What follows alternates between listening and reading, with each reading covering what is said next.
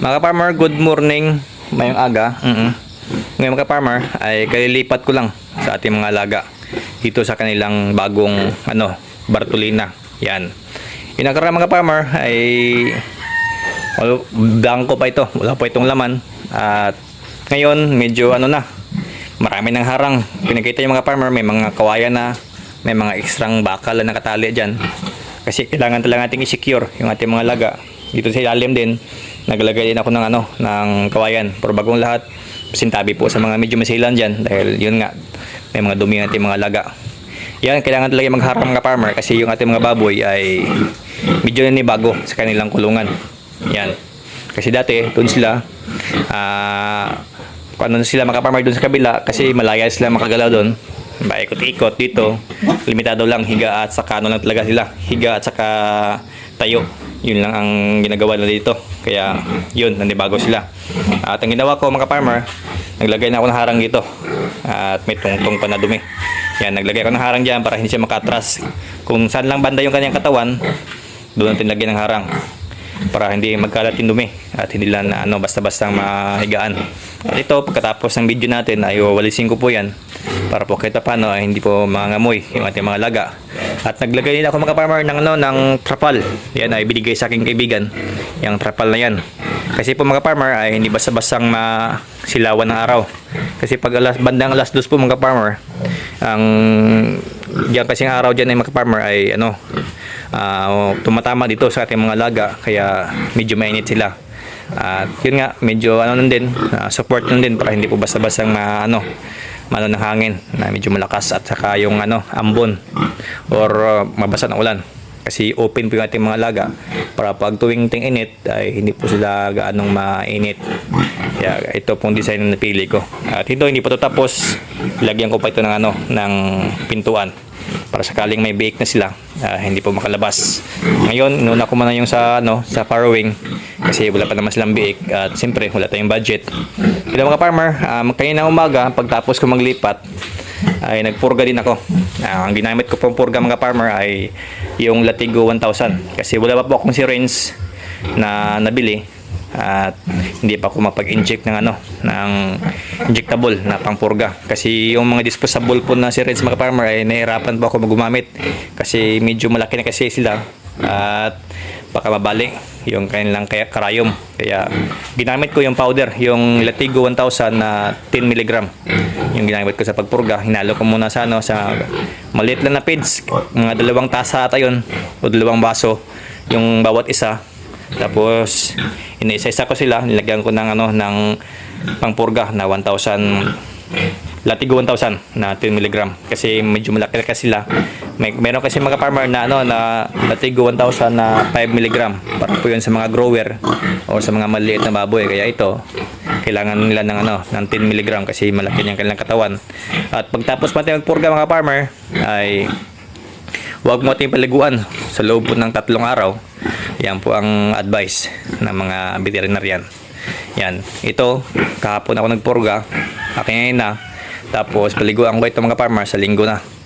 Kaya tiis-tiis lang muna sila sa init ng katawan. Kaya yun, naglagay tayo ng harang para hindi pa sila basta-bastang matamaan ng init. At yung simento lang mga farmer ay hinugasan ko at winalis ko yung kanilang mga dumi. At para hindi po mangamoy. Ang ginawa ko dito, pagtapos nilang kumain, binabantayan talaga yan at para mawalis yung kanilang dumi. Yung isa mga farmer, naglandi po yan ngayon.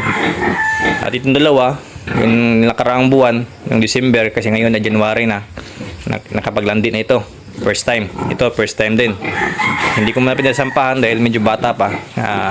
Palampasin ko muna. Sa pangalawa siguro mga farmer, siguro mga last week of January or mga line of 2, maglandi sila. Kasi sa linggo mga farmer, mag-inject ako ng vitamins na vitamin E, D, E at saka B-complex para po makondisyon at ma-ready po ng kanilang katawan. At siyempre, kailangan silang i-kondisyon bago sila pasampahan para maganda po yung resulta ng kanilang pagbubuntis. At sabi nga nila, pag mag-inject tayo ng B-complex at saka vitamin E, D, E, may posibilidad po na marami po yung yung kanilang biik kasi maganda po yung kanilang fertility. Yun, nagdagdag din ako ng mga farmer ng sisikal kanilang pagkain na isang kutsarita bawat isa sa kanila. Nilagyan ko silang sisikal diyan sa kanilang pakainan. Yan. Yan, manumano ko nilagay para matansya ko talaga. Hindi mahirap kasi mga farmer pag i-mix natin lahat sa isang lang kasi hindi mapantay. Kailangan talaga isa-isahin natin. Kunting tiyaga lang para nakasiguro tayo na sakto yung sukat na lagay natin sa ating mga alaga. Yan, sa awa ng Diyos ay medyo nakarecover na sila sa bago ng higaan. Tayo at saka higaan talaga yung kanilang ginagawa dito, hindi sila makaikot kasi mga farmer kahapon yung ito nakita nyo dalawa po yung kanilang atid nagdag dyan kasi lumusot dito sa bandang likuran.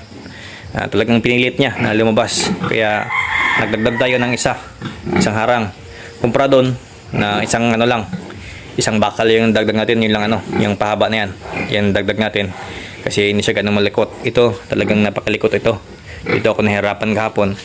Medyo talagang nanibago siya sa kanyang bagong higaan. Yan, ito yung pinakamalaki nating baboy. Pero magkapatid po ito tatlo mga farmer. Isang nanay lang po ang pinagkunan natin dito. Ang lahi po nila large white na mix na mix pitrin. Kung nakita niyo mga farmer, malaki po yung kanilang katawan pero po sila, hindi po matangkad. Maiksi po yung kanilang paa. Yan po ang lahi ng pitrin. Medyo maiksi po yung kanilang paa. At yung lahi po ng large white ay mahaba yung katawan. Kaya magandang pong magandang pagka breeding.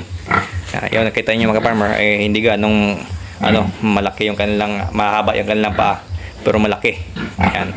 Magandang gawin po yung mga farmer pag malaki po yung kanilang paa kasi hindi sila basta-basta malulumpo sa taglamig o pag mabigat po yung kanilang idadala sa tiyan ng mga biik, hindi po basta-basta malulumpo o pulyo kasi malaki po yung kanilang paa. Yan talagang piliin yung mga farmer, mga malaking paa at malabuka yung kuko, yung sabi ng mga eksperto. Yan mga farmer, pasintabi po sa mga medyo masilan kasi marami pong dumi yung ating mga alaga.